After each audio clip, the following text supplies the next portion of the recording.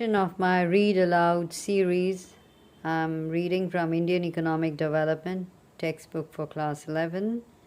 I'm doing chapter 5, Human Capital Formation. So, human capital and economic growth. Who contributes more to national income? A worker in a factory or a software professional? We know that the labor skill of an educated person is more than that of an uneducated person, and that the former generates more income than the latter.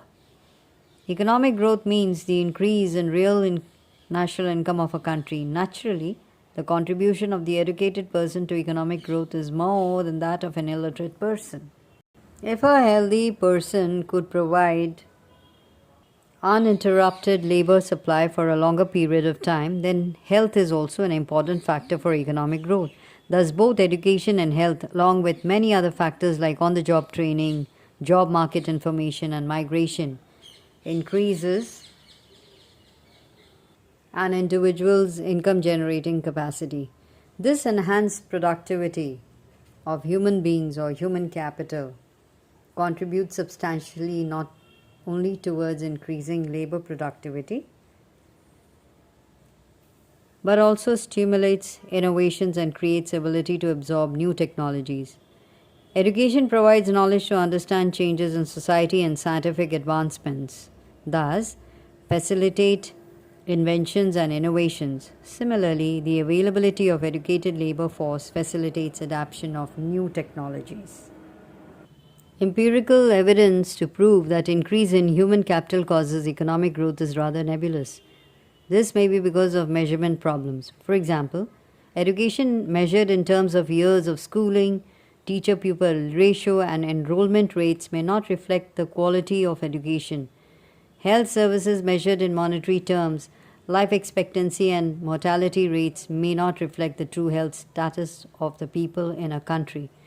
Using the indicators mentioned above, an analysis of improvement in education and health sectors and growth in real per capita income in both developing and developed countries show that there is convergence in the measures of human capital but no sign of convergence of per capita real income. In other words, the human capital growth in developing countries has been faster, but the growth of per capita real income has not been that fast. There are reasons to believe that the causality between human capital and economic growth flows in either direction. That is, higher incomes causes building of high levels of human capital and vice versa. That is, high level of human capital causes growth of income. India recognized the importance of human capital in economic growth long ago. The 7th five-year plan says human resource development, read human capital, has necessarily to be assigned a key role in any development strategy, particularly in a country with a large population.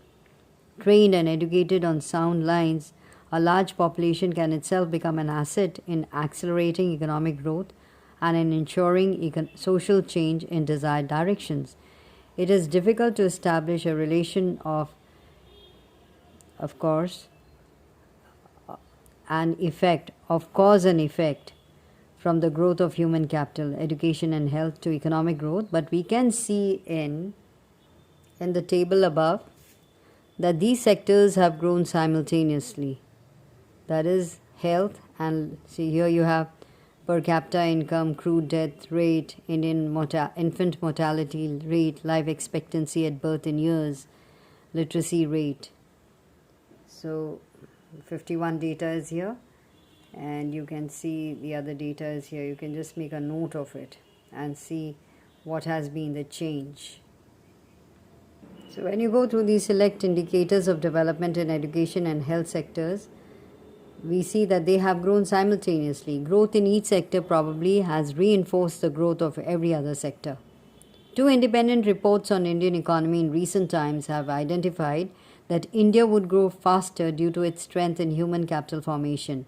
Deutsche Bank, a German bank, in its report on global growth centers published on 1/7/2005, identified that India will emerge as one among 4 major growth centers in the world by the year 2020. It further states Our empirical investigation supports the view that human capital is the most important factor of production in today's economies.